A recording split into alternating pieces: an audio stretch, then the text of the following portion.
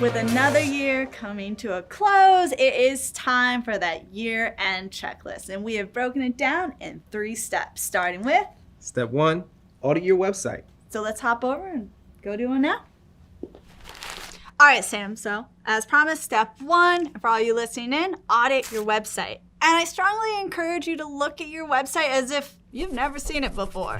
Kind of like what Sam's gonna do right now as we go through Aisha Curry's website. You've never seen this before, right? I have not. All right, well, let's go through and give it a good audit. So first off, one thing I noticed right away, let me know if you agree, is the content is very bright and vibrant, and it's intuitive, it's easy to navigate. It definitely is. Also, you'll notice there is a way to sign up for email, which is really important on your website. Definitely have a way for people to give you their email address. You can stay in contact with them. And another thing I noticed that I love about this site is check out the social handles. Yeah, you got Facebook, Twitter, Instagram, and YouTube. And you'll notice when I go over to other tabs, so let's check out, ooh, you can shop on here. You can get the look, Sam. Yeah. And when you scroll down to the bottom of this other page, notice the social handles are in the same place, making it really easy for those new potential customers when they land on your website to find you out, connect with you on social. Super important. Consistency is key. Also, what I love, besides just being clear and intuitive, it's also easy to contact them. So you'll notice there, with one click. Also notice this, Sam, they have a contact button here. I love this. It's also short and sweet. Also love it. So they're asking for the name, email, and also, hey, where'd you hear about us? That can really help influence your marketing efforts for the future. And then some comments, questions, a little box to share some feedback. In addition, as you know, it's very important, got to be mobile friendly. Yes. Is your website mobile friendly? So here you can, I actually pulled up a tab, you can see that this is how it looks if we were looking on your cell phone. It's very mobile friendly. You're still getting the vibrant, intuitive images. You don't have to like pinch and poke and scan to read. It's super like not eligible at all. So way to go, Curry family. All right, so once you've got that all in order, there's a few more things I suggest you do to check off your website audit list. And that would be starting with the Google Analytics. You know, how is this performing? Also, besides Google Analytics, I would make sure that your website talks to search engines. Pretty key. Ooh, and another good one, Sam, conduct a website performance test. Don't forget that. And a good site for that is gtmetrics.com. All right, 2 more things. Do a security check. And consider starting a blog, just like Steph and Aisha Curry did. Well, Emma, that was a great audit. Thank you for taking us through that. But now it's time to get to step 2. Make sure you get your financial house in order.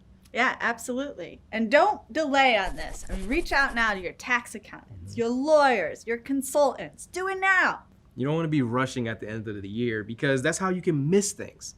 You want to make sure you have all of that nice and organized so you can really enjoy yourself at the end of the year. Get ready for tax time. Here are some big ticket items. Don't forget about the business taxes, the 1099 form, and the self-employment taxes. But be sure to do whatever is applicable to you and your business. And that's why you have your tax and legal professionals that can consult you on these matters. And with that, you want to be prepared just in case you get audited. You know, the IRS is really not your friend. So you want to report any annual earnings to shareholders if it's applicable to you.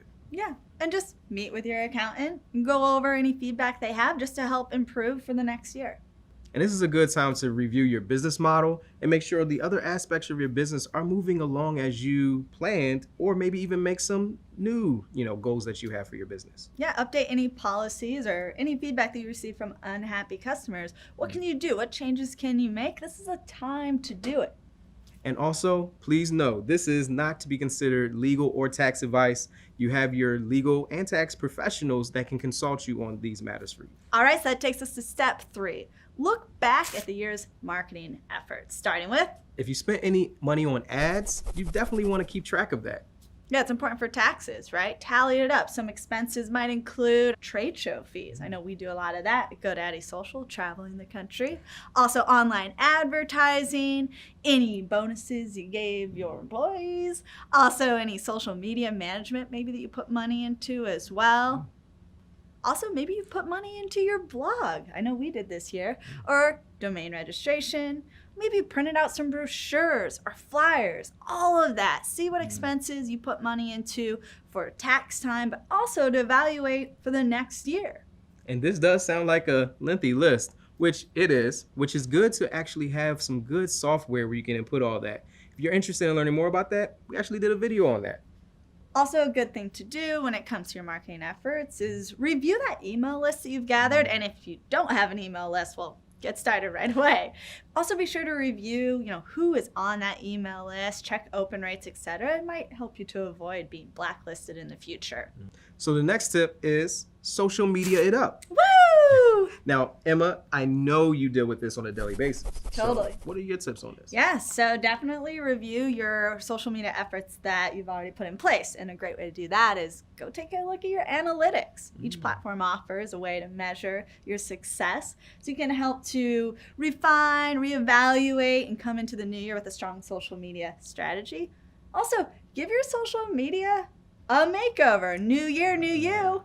So go ahead and update maybe those profile photos, or if you've had a change in your logo, definitely make sure your pages reflect that. Update the cover photo on Facebook. I love when I see a new updated one for my favorite local businesses.